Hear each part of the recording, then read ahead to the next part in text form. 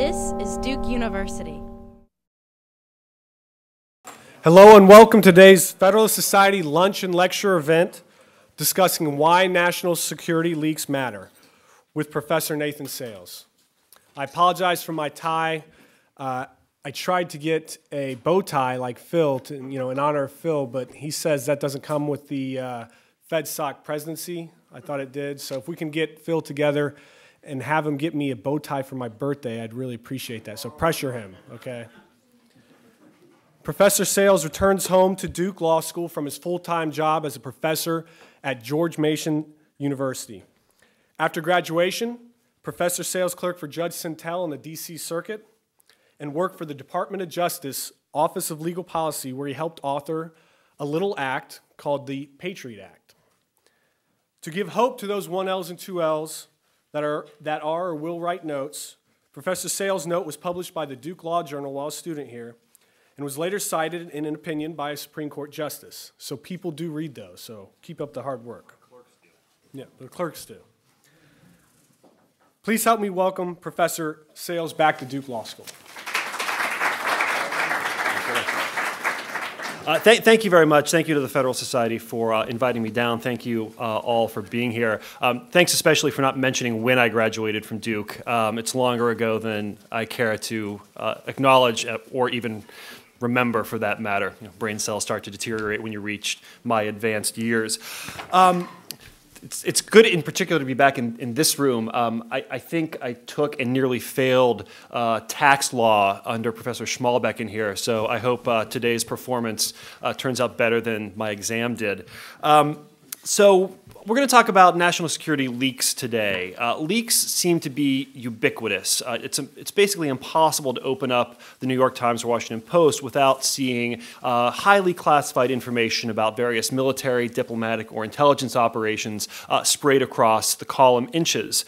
I'm going to talk about some of the recent examples we've seen before moving on to a discussion of some of the legal instruments that are available to the government for constraining these sorts of leaks of classified information, and also some of the First Amendment and other constitutional principles that in turn constrain the government from constraining leaks.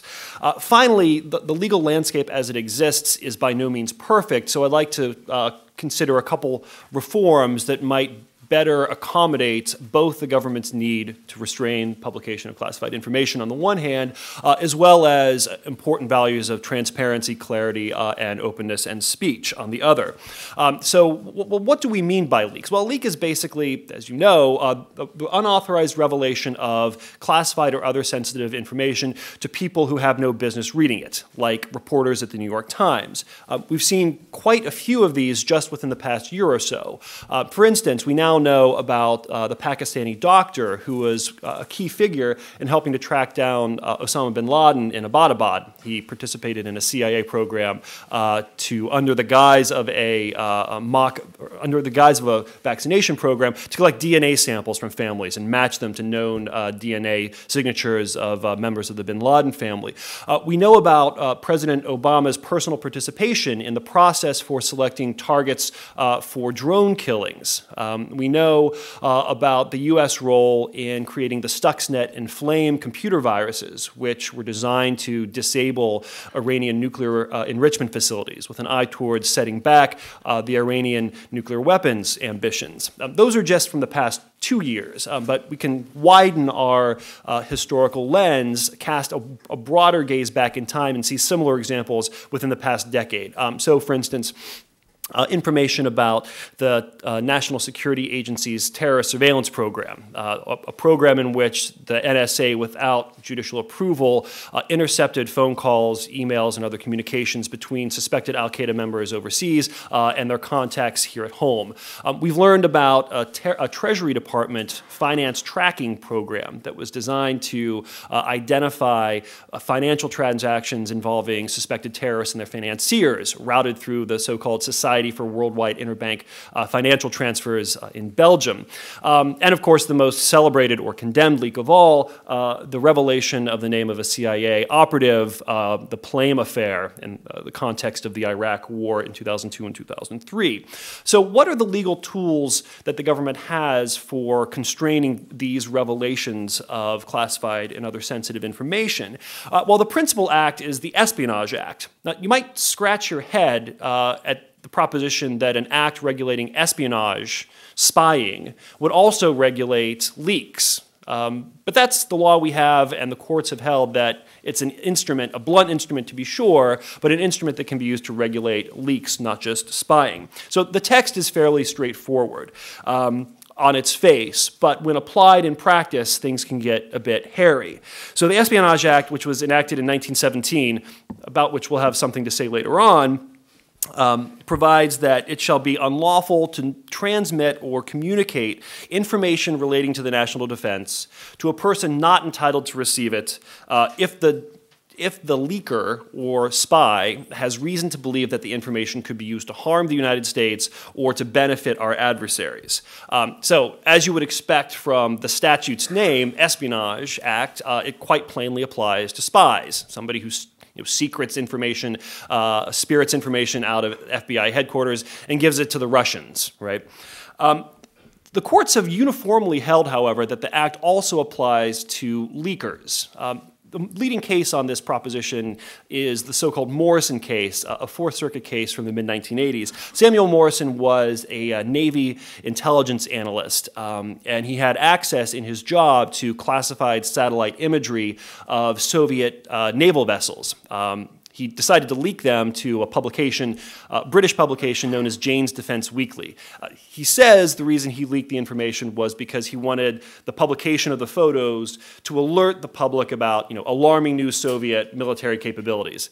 Just so happens he was also angling for a job at Jane's, so I leave it to you to decide the purity of his motives. The district court convicted him on Espionage Act charges, and the Fourth Circuit affirmed for a number of reasons. First of all, the court applied the standard tools of statutory interpretation with which we're all familiar. First of all, the plain language of the Espionage Act reaches leaks, not just spying. So if you take information related to the national defense, a category that clearly includes classified satellite imagery, right? It's military in two senses, right? It's military capability that acquires information about the Soviet military, so sort of double duty there. And the information was given to a person not entitled to receive it. Well, Jane's Defense Weekly, a trade publication in Britain, doesn't have the requisite security clearances, therefore they're not authorized to receive the classified photographs.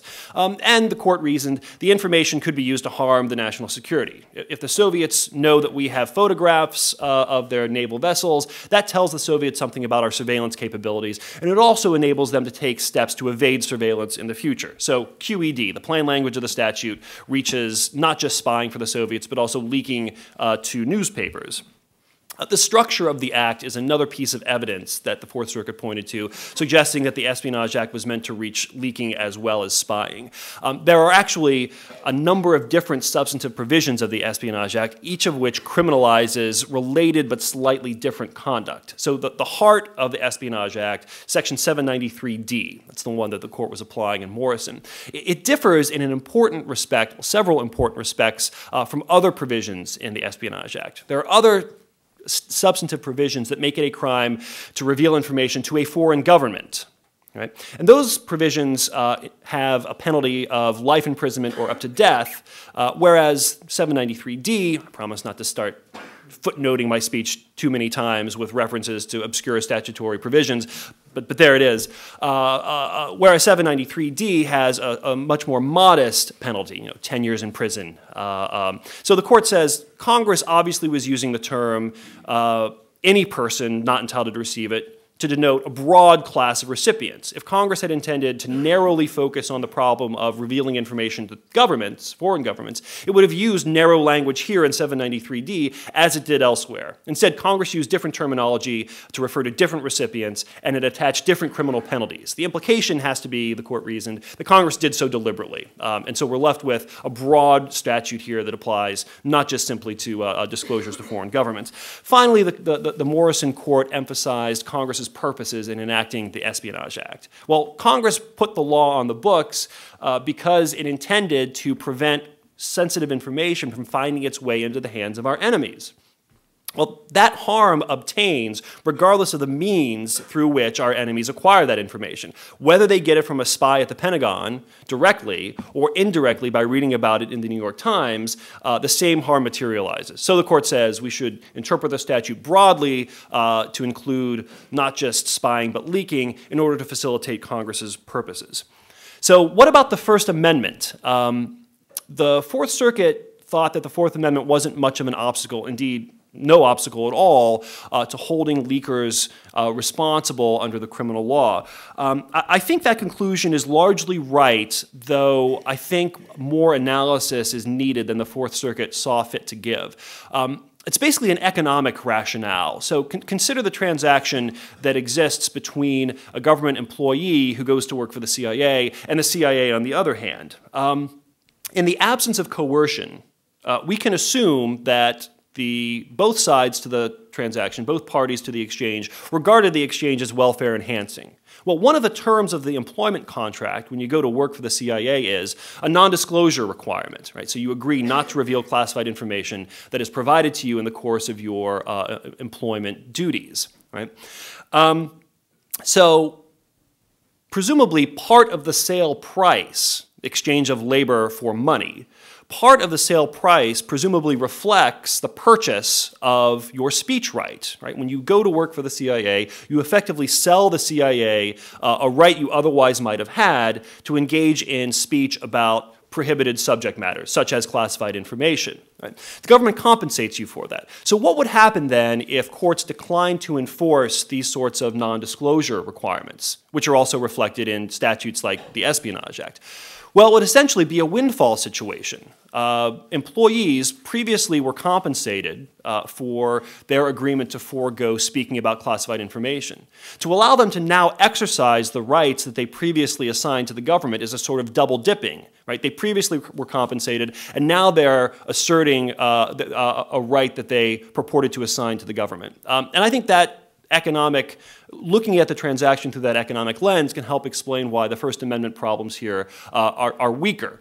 By contrast, the First Amendment problems associated with imposing criminal liability on the publishers, right, would be much more severe because we don't have that same bargained for exchange taking place. Right? Taking a step back, we can sort of distinguish between two broad classes of responses that the government might pursue against leaks of classified information. The supply-side strategy and the demand-side strategy. The supply-side strategy means throw the book at government employees who leak. The demand-side strategy says throw the book at the New York Times and the reporters who publish the classified information. I think the First Amendment problems that arise in the demand-side situation are significantly more problematic than the ones we're dealing with here. Application of statutes and contractual restrictions that prevent you as an employee from revealing classified information.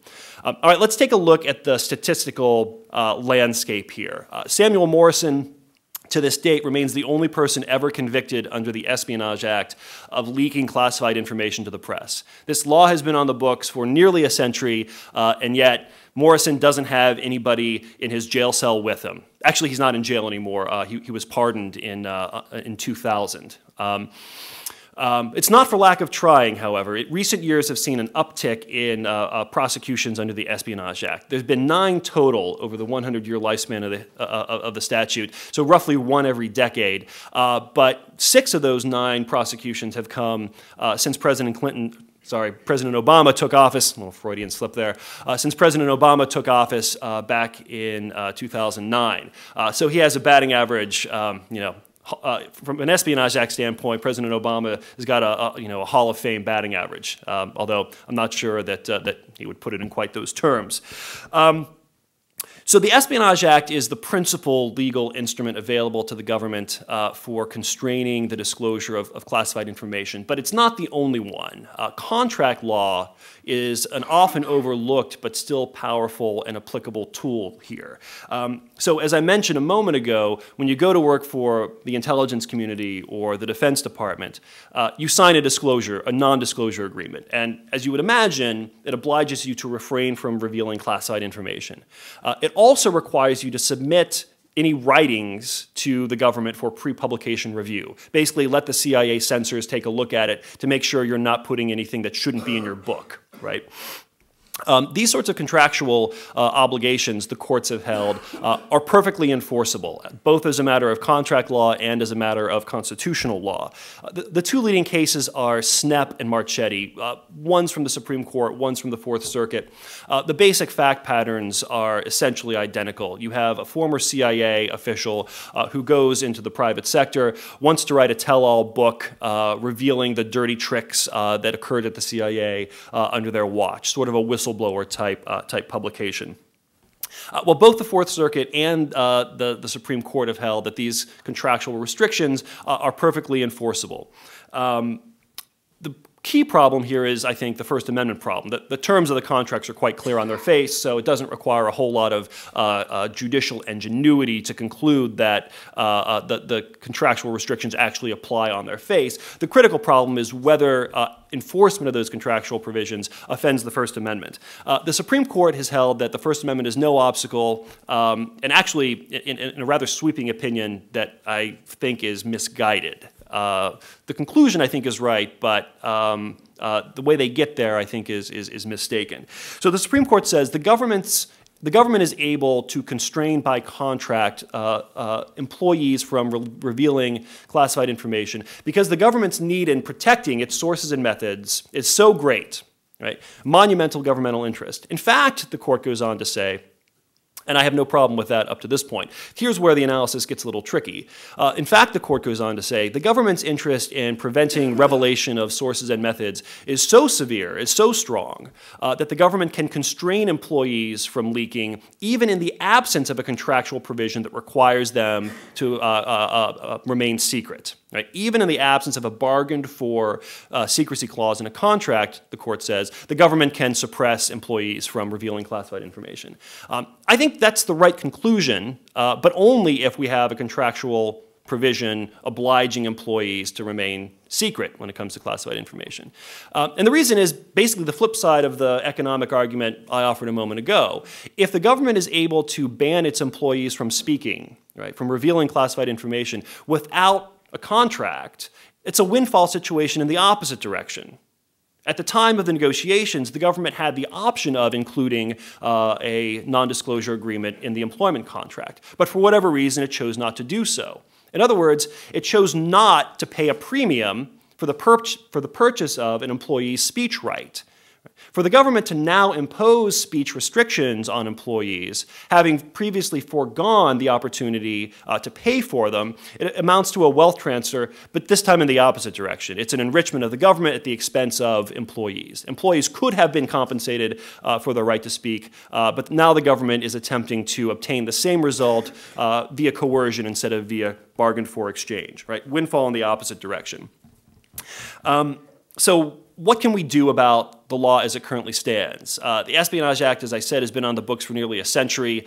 It is not by any stretch of the imagination a model of clarity. Judges, academics, lawyers have been calling on Congress to amend it or abolish it and replace it for as long as it's been on the books. So what are some of the problems with the Act that I see? Well, one problem is some of the key terms and phrases in the statute are ambiguous. What exactly does it mean for information to be, quote, related to the national defense? Notice not classified information, but information relating to the national defense. Who knows? And moreover, who knows what it means for a person to be not entitled to receive it? Notice the statute doesn't say you can't give information to a person who lacks the requisite security clearances. That would be a fairly straightforward of accomplishing a similar result. Instead, it says a person not entitled to receive it, and it's anybody's guess exactly what the contours of that prohibition are. So given these ambiguities, we have to resolve them somehow. right? So the current method that the courts have settled on for resolving these ambiguities is jury instructions. So at the conclusion of an Espionage Act prosecution, the presiding judge will charge the jury, here's how you should interpret this statutory term, here's how you should interpret the scope of this prohibition. It's better than nothing, right? But it's still less than ideal. I think a superior alternative would be for Congress to do its job. Right? Call me old-fashioned, but I sort of think if there's ambiguous laws, responsibility initially lies with Congress for resolving them. I don't know if that's fashionable in law schools anymore, but it was when I was here 10 years ago, more than 10 years ago. There, I went and did it. So that's so, I think, for a couple of different reasons. Congressional resolution of ambiguities is better than jury instructions for a couple of different reasons. First of all, statutes provide more complete notice than jury instructions do. It's the difference between ex ante notice and ex post notice, right? So a jury instruction can cure a statutory ambiguity by absolving a person who couldn't have reasonably anticipated that their conduct would fall within the scope of the statutory prohibition. But jury instructions aren't going to do that much to provide notice ex ante. And it's not going to provide us with a roadmap of what we must do if we want to avoid being charged in the first place, right? So jury instructions better than nothing, but not as good as congressional specificity. Another problem with jury instructions as a means of resolving these ambiguities is they basically amount to a delegation from Congress and the executive branch to the courts. Right? It's no longer Congress and the executive branch through the legislative process who are responsible for determining the scope of liability for those who reveal classified information. We're effectively kicking the can down the road and expecting trial judges and juries to perform that function for the political branches. And again, call me old-fashioned, but I'd rather have Congress and the president take a cut at that first. Another problem with the Espionage Act as it currently stands is that it has the potential to be both over-inclusive and under-inclusive. And these problems stem from the type of information that is regulated by the Espionage Act. Remember, the Act bans the publication or disclosure of information relating to the national defense, not classified information per se. So that leads to potential over-inclusivity and under-inclusivity difficulties. In other words, the statute can be over-inclusive in that it bans the disclosures of information that actually aren't all that harmful. And it's under-inclusive in the sense that it fails to regulate disclosures of other information whose release is potentially quite harmful. So let me give you a couple examples of what I mean by that. Here's the over-inclusivity problem. So let's say the Secretary of Defense was a military history major as an undergraduate, and he failed a couple of classes, right? Kind of embarrassing, right? So that becomes part of his personnel record at the Department of Defense, and it's classified as sensitive because we don't reveal private information about employees' educational backgrounds. If that information is released, there's a non-trivial case to be made that it could violate the terms of the Espionage Act read literally. Is it information that relates to the national defense? Well, it's information about the Secretary of Defense, the preeminent civilian official responsible for ensuring national defense. You might say anything that relates to the Secretary relates to the national defense ipso facto. How much harm would result from it? Well, some, but not all that much, right? If the Secretary of Defense is now going to have to negotiate a status of forces agreement with his counterpart in Afghanistan, the Afghan secretary might be able to wink at him and laugh whenever he says, well, as you know, the British tried to establish a presence in Helmand province. Well, how do you know that, Mr. Secretary? Did you get an A in that class? Right, so it's not a frivolous amount of harm, but it is fairly close to frivolous, right? Nevertheless, read literally, the Espionage Act might bar the publication of this kind of information, even though the magnitude of harm to the national defense would be vastly outweighed by the First Amendment equities that lie on the other side of the ledger, right? So the under-inclusivity problem is just as real. So the statute has the potential to permit disclosures that would actually be quite harmful to the national interest. So for instance, imagine that the United States Trade Representative prepares a confidential memorandum that lays out his strategy for negotiations in a round of talks over a free trade agreement. Right, we're going to have a free trade agreement with the Koreans, and some of the sticking points are export of American beef and import of Korean manufactured electronic goods. So the memo lays out the red lines that the United States cannot go beyond, and what our list of must-have, nice-to-have, don't really need to have is. So if that information is leaked, it could be profoundly damaging to our ability to obtain concessions from the Koreans or any other interlocutor in the free trade negotiations. Right? They know what our bottom line is. They can resist our entreaties more effectively. The information almost certainly doesn't fall within the scope of what's prohibited under the Espionage Act. It's not national defense information. It's classified information that relates to commerce, right? So even though the United States could suffer severe harm from the publication of this kind of report, it's probably not prosecutable under the Espionage Act as it currently stands. So what do we do about it? This is not an original call. I simply repeat what judges and academics before me have been saying for several generations. The act doesn't work as it currently stands, and Congress should revisit it. There are minimalist ways of doing so and maximalist ways of doing so. The most modest tweaks would be to simply include more clarity on the meaning of key statutory terms. Person not entitled to receive it, information relating to the national defense. A little bit of tweaking at the margins can provide greater clarity and address the problems of over-inclusivity and under-inclusivity.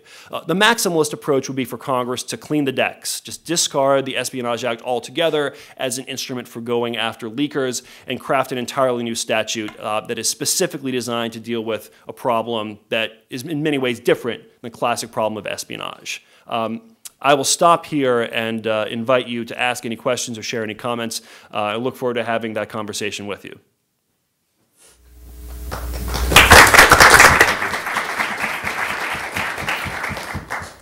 Yes, please.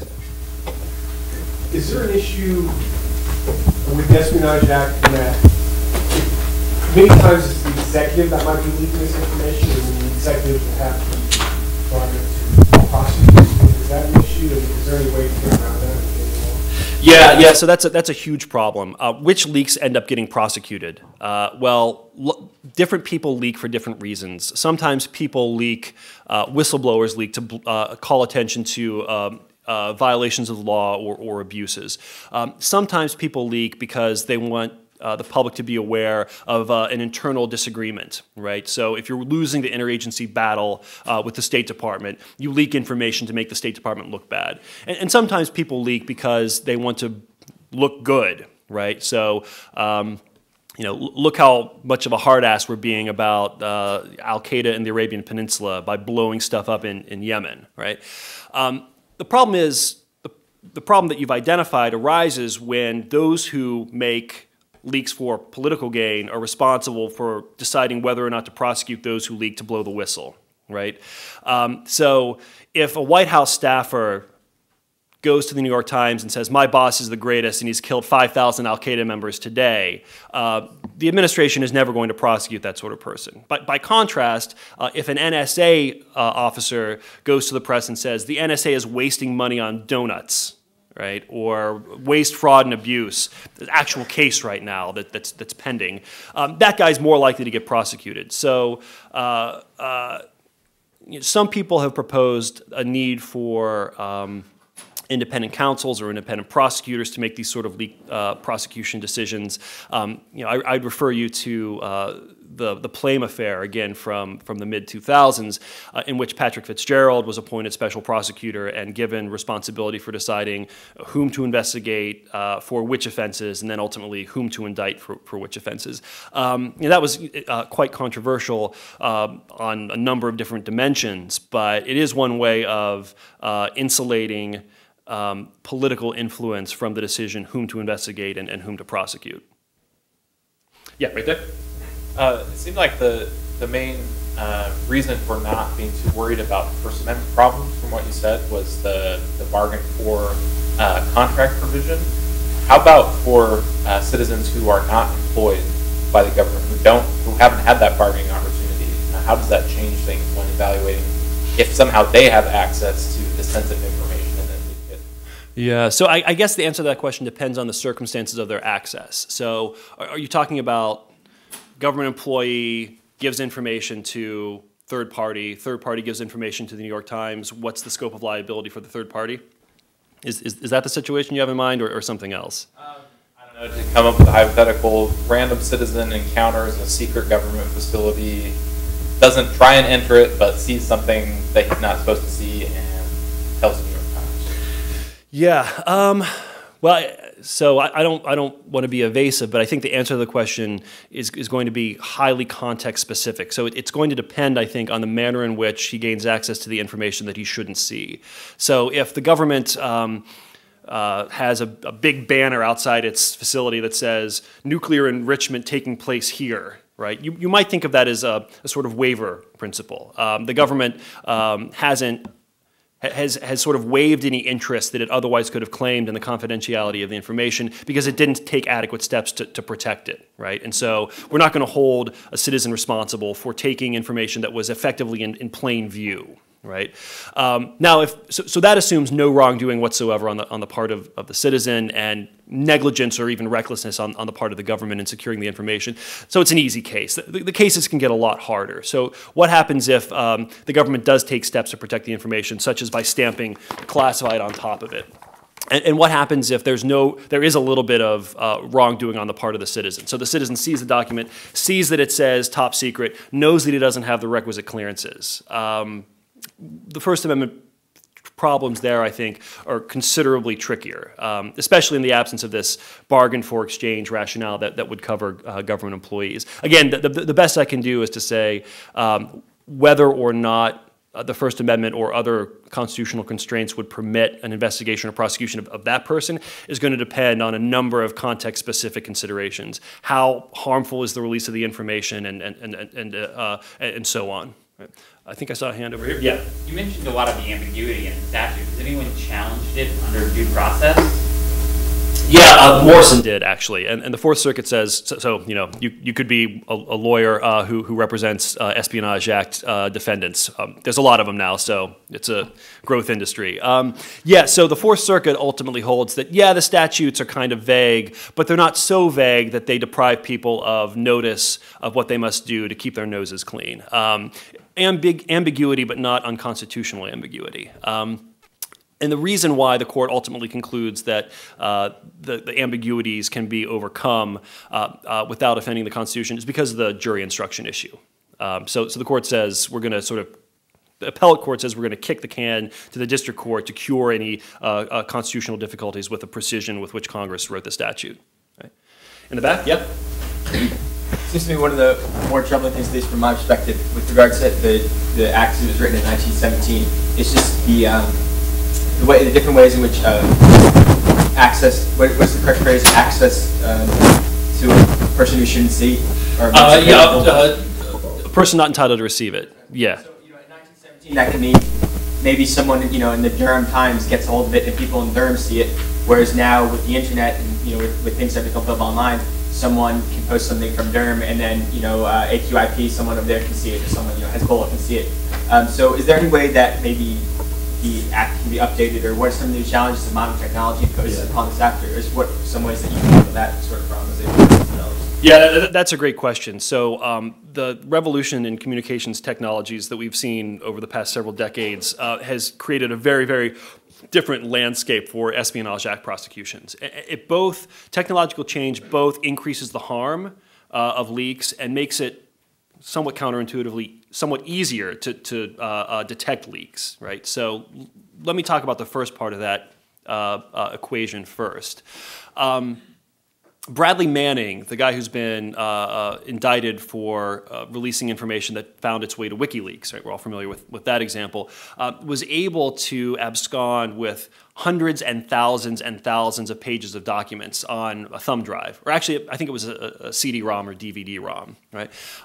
In the pre-digital era, if you want to take that much information away from the government, you have to have like a forklift and an 18-wheeler. And it takes you an awful long time to get it out, right?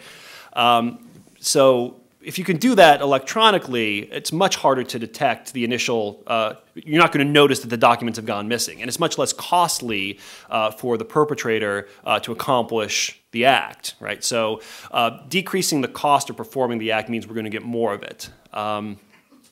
And it's also the case that once the information is in the public domain, it's now visible to many more people than used to be the case. You know, the New York Times can publish the Pentagon Papers and ensure fairly widespread distribution to an awful lot of people. But now it happens even more quickly, and you don't have to have the market share of the New York Times to spread this information. You could be some crank in your pajamas who simply has a lot of bandwidth on your website, and you can post 1 million classified documents and do what previously only a handful of newspapers could do.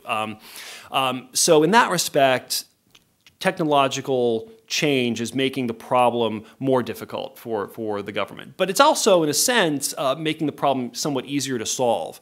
And the reason for that is the revolution in communications technology doesn't just allow for the transmission of information, it allows for monitoring in a way that wasn't previously the case. So the government can establish fairly detailed mechanisms for tracking who accesses information, when, for what purposes, and what is done with it. You know, immutable audit logs, audit trails, access logs, and things like that. So you can actually keep track of who accessed, we know that documents 1, 2, 3, and 4 have been leaked. Well, let's find out who has accessed document 1 in the past month, and who's accessed document 2, and so on. And then you do the Venn diagram, and you finally figure out who the likely culprits are, and then you go interview them, right? You may remember back in 2008, something very like this actually happened. A couple of State Department contractors got busted for looking at the passport files of Barack Obama and Hillary Clinton and John McCain. It took about 2 seconds to find out who were the people who did it because the State Department had audit logs on their computers. So, you know, you might be able to use technology to your advantage if you're the government rather than just worry about how it might magnify the national security harms. Yes, please. Bargaining analogy. I guess I'm a little bit confused. It doesn't really seem to hold up either for those that actually have a contractual obligation on disclosure and those that don't. For those that don't, I mean, you could imagine, at least before the Supreme Court ruled, that given that there was some ambiguity, that the person entering the contract would want to say, well, I'm only going to accept as much as would potentially hold me liable if I were to release classified information. The government's going to say, well, in case this guy can get away with releasing classified information, I'm only going to pay as much as I'd be willing to pay someone who leaks that kind of information. So I think there's still a bargain there, even without the disclosure. There's still that premium paid. But even for those that kind of have that contractual agreement, you could say that, well, you know, the government has a monopoly on government jobs, and so it's not really clear whether they would necessarily have to pay a premium to get people to work for the government and you know, relinquish those free speech rights. I think, and you know, in any case, I don't think that it really turns on, you know, is there a contract or not, but really it turns on what the nature is of the speech that's being restricted. I don't think that, you know, even if there were a contractual obligation that said, you know, you may only speak when you're inside government buildings, outside, you're never allowed to say anything, that would not be upheld, even if there were kind of a contract to say that. It has more to do with the type of information. Right. So then we go down the First Amendment road and we do the sort of balancing analysis and we figure out how important is the governmental interest and how precisely tailored is the speech restriction to vindicate that interest. And so if we had a contract that said you may never speak to anybody, including your husband, right? Plainly far broader than necessary to vindicate the government's interest, which in this case would be preserving the confidentiality of, you know, classified sources and methods. And actually, you see this idea picked up in the case law. The Snap and Marchetti cases say, you know, we're enforcing the terms of this contract only because it deals with classified information. To the extent that the government enacts not enacts, but to the extent the government enters into an agreement that purports to bind you to secrecy even with respect to non-classified information, that would be unenforceable for First Amendment reasons. And it's the familiar imprecise tailoring problem that we just went over. So I don't mean to suggest that the bargained for exchange idea can account for, can justify restrictions on speech about any topic under any circumstances. It doesn't satisfy the First Amendment inquiry by itself, but is a key component of the First Amendment inquiry. And another way to look at this is to say it's a waiver, right? You have a First Amendment right to speak, but you don't always have to exercise it. You can waive your right to speak, just like you have a right to be free from unreasonable searches and seizures. But when a cop shows up at your house without a warrant, you can say, "Right this way, officer." You can waive your right to exclude them. But you're not the only beneficiary of the First Amendment right at issue, right? The First Amendment confers a right on you as a speaker, but it also confers a right, or if not a right, at least a benefit on the public as a hearer, right? And so the public might be thought of as a sort of third-party beneficiary of the relationship between the government and the employee. And so the employee, when speaking, we may not care about violating his right to speak because he's waived it and contracted it away, but we might care an awful lot about the public's right to hear the speech, particularly where the speech in question deals with potential abuses, potential violations of the law. I don't want to suggest that the bargain for exchange rationale does all the work here, right? It does some of it, I think a lot of it, but the First Amendment problems are more complex than that and require analysis along a couple of other different dimensions. Yes, please. I was just wondering if you could speak to how the military deals with leakers within its ranks. Well, Bradley Manning is in a very small cell right now. Yeah. So can you be a little more specific? I mean, just what is their procedure and how far does it extend? I mean, I know it's vague, but I'm just wondering. Yeah. So I'm not an expert in the military justice system. But there are major differences between the military justice system and the criminal law system that applies to civilians. And Manning and others like him are typically tried in the under the Uniform Code of Military Justice. There's some procedural differences in terms of trial rights and discovery rights. Usually the criminal system that applies to civilians offers more robust protections, but the UCMJ that applies to members of the armed forces offers a not insubstantial amount of procedural protections as well. Might be some differences in the penalties as well. You're probably more likely to see severe penalties, including capital punishment, under the military justice system than you would in the criminal justice system.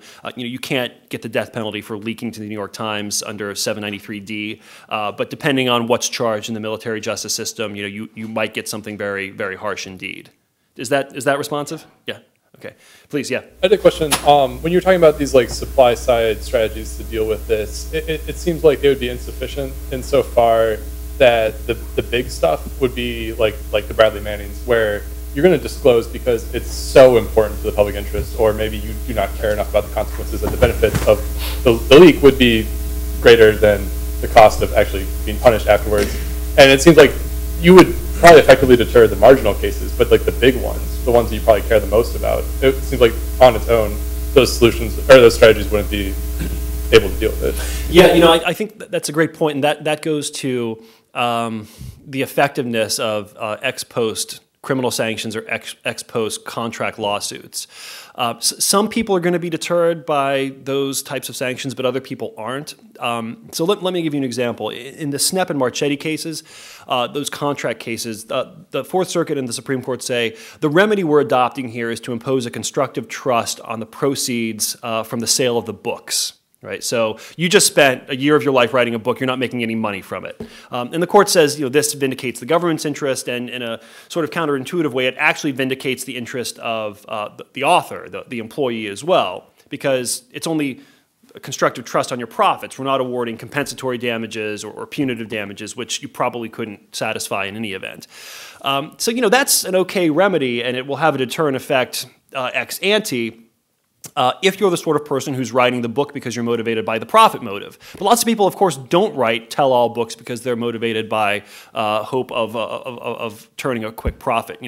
The publishing industry, you're not going to get rich quick, right? Even if you're writing the New York Times bestseller. So for folks who are motivated by ideological concerns or out of a perceived need to blow the whistle on wrongdoing, these sorts of remedies are probably not going to deter them at all. They may simply say, you know what, I'll throw myself on the mercy of a jury and become a free speech martyr. And there's very little you can do to deter folks like that, I think. Yeah? is prosecutorial discretion and jury nullification really the only protections that a whistleblower has? No, so the whistleblower also has protections, statutory protections that were enacted in the post-Watergate era. Congress enacted a number of statutes that establish inspectors general. These are basically internal watchdogs within the military and intelligence communities. If you detect some sort of wrongdoing, you can go to them and say, we're up to no good, look into it. And then the Inspector General has the authority to investigate and recommend reforms. If the Inspector General that you've reported the problem to decides that there's no real problem there and decides to sit on it, you have some sort of right of administrative appeal.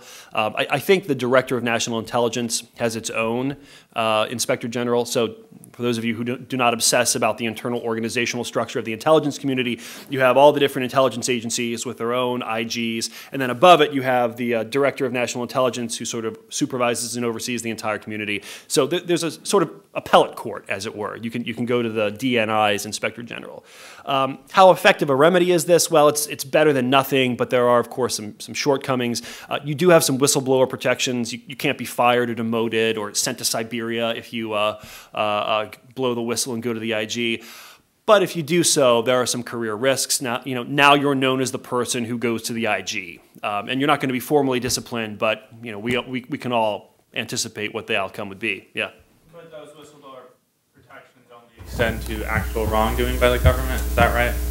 I mean, for instance, like Mark Owens just wrote that book about Bin Laden raid, and I think his motivation was the administration is lying about what actually happened, and I want to set the record straight with the truth. I think the American people have the right to know the truth. Mm-hmm. I mean, that's not any, maybe legal wrongdoing by the administration. They can spin it however they want. But would he be subject to some sort of protection under, whistleblower acts or whatever? And maybe we say that he didn't go to the press, he went to the IG instead. Yeah. I'm not really sure. It's a good question. I actually don't think there's that much daylight between the account in that book of the Bin Laden raid and the one that's been given by the administration. The difference, as far as I can tell, is the administration said, we're going up the stairs, we shot at him, Bin Laden ducks back into his room, we come in and shoot him there. Whereas in the book, the account is, we're going up the stairs, Bin Laden sticks his head around the corner, we shoot him, and we got him. And you know what? Good. The SEALs actually should get you on the first shot, right? The Navy SEALs do not miss, right? Maybe that's why he wrote the book. He was kind of pissed off at the implication that the Navy SEALs missed the first kill shot. So anyway, then the book goes on to say Bin Laden fell into the room. The Navy SEALs went in and plugged him a couple more times to make sure that he was finished. Is that the sort of information that one could go to an Inspector General and complain about? I'm not sure what the scope of the Inspector General's jurisdiction is. Committing a fraud on the American people, I don't know. Lying to the American people, I don't know. Violating the Foreign Intelligence Surveillance Act or the torture statute, probably. But I don't want to associate myself necessarily with the view that a fraud was perpetrated on the American people, because I just don't know how much daylight there is between the two accounts that are out there. So good point, right? The Inspector General remedy for whistleblowers is not comprehensive, and there are some problems with it at the margins. Yeah, please. You mostly talked about individuals that are in the government that whistleblow. How about corporations that are military contractors that deal also with foreign nationals? I'm mostly thinking about the UTC settlement this summer. Mm-hmm. Can you be a bit more specific about what kind of scenario you have in mind? Well, the case this summer was that Sikorsky, a military contractor, sold a helicopter to China, which they thought they were selling it for civilian purposes, but it ended up having like too much military technology in it. Did they go after corporations in the same way that they go after individuals in the government? Well, okay, so that's a slightly different problem. I mean, that is a problem of export controls.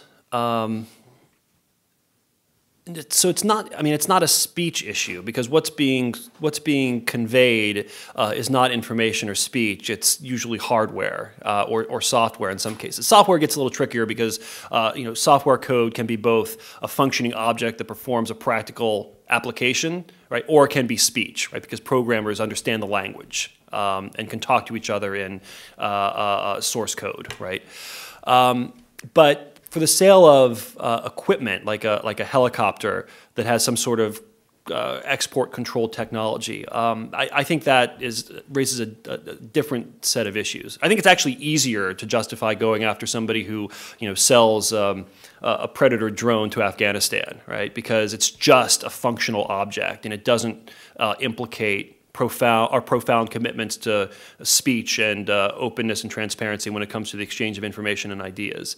So yeah, the government does throw the book at people who violate various export control laws. And frankly, I think in most cases, those prosecutions are less problematic than some of the First Amendment issues that arise in the speech and leak contexts. Yes, please. Part of the Espionage Act, the language is really vague on what information is inappropriate to disclose. So is there a situation where you could have information that is not classified, but it's still, I'm trying to think of any sort of scenario, but where it's not classified information, but it could still hurt national security if it was disclosed to a party not intended to receive it, let's say. Yeah. And is there a justification essentially for the vagueness of the language in the Act? Did they do that with the thought in mind? There are things that aren't classified that we don't want to. Right, yeah, so great question. So I think there's actually two questions there, or maybe even more. One question is it possible to think of information that relates to the national defense that isn't also classified? And is it possible to think of information that is not classified, but when released would harm the national security? I think the answer to that question is no. My answer is going to be sort of tautological, but the reason for that is you look at the standards that you have to meet to classify information, top secret, SCI, compartmented information, top secret, secret, confidential. The lowest level of classification is information whose release could be expected to result in harm to the national security. So in order to classify information, there has to be some determination that the information's release would cause harm. Now, there's lots of problems with that because all sorts of information is improperly classified. People classify information not because its release would cause harm, but because its release would cause embarrassment to political officials or to cover up abuses or whatever. So don't think about that part of the problem, but think about the universe of information that is not classified. If nobody has seen fit to classify it, that represents a governmental collective determination that the information's release would not be harmful, I think. So it's hard for me to envision a scenario where the government would say the release of this unclassified information could cause harm to the national security sufficient to trigger Espionage Act liability. Defense counsel could say, estoppel. You had the opportunity to classify it, you didn't, and now you didn't determine that it represents a threat to the national security. You are now stopped from, in litigation, asserting that its disclosure would cause harm to the national security. I forget, what was the first question? Is it possible to think of information that relates to the national defense that's not classified? Yeah, I mean, maybe you don't classify the Secretary of Defense's personnel records, something like that. Yeah. Other questions? Yeah, please. What kind of consideration would be given to a whistleblower's beliefs? For example, like when we're talking about the torture memos and the program the CIA was running, it's very possible for an individual to believe that that's illegal, whereas in actual legality, it's still a question, and the administration has one view, and the IG might share that same view. Is there a process for dealing with a whistleblower who brings up questionable tactics that aren't obviously legal or illegal? Yeah, the ultimate question here is who gets to decide whether it's legal or not. And I guess the way you look at that is do you want the Inspector General and political officials at the Justice Department to make that determination in consultation with Congress, right, because there's disclosures to Congress, or do you want to assign the responsibility of determining the legality of a program to an individual whistleblower? There's problems with both views. On the one hand, we don't want to give the Justice Department or any political official, even in conjunction with Congress, a monopoly on determining whether the terrorist surveillance program is lawful or not. On the other hand, it can't be the case that every single government employee gets to be the final arbiter of whether a program is legal or not in his view, and therefore justify disclosing information, because a system like that would be chaotic and unworkable.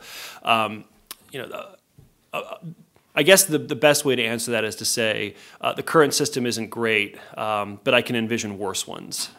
Can you envision a better one? I have to think about that. Invite me back. I'll give you another speech next semester. Yeah, during basketball season, right? Yeah. Man, Austin Rivers broke my heart when he won NBA last year. I thought we'd have him for another year, but no? All right, Kyrie broke my heart too. He's no Jason Williams anyway. Kyrie was, but You guys don't know Jason Williams? Thank you. Not the one who shot his driver, the one who played for Duke. Okay. Any other questions? I mean, we could talk about hoops all day. Isn't it great that UNC has a scandal? I think that's pretty fantastic. Is this going on the internet? All right.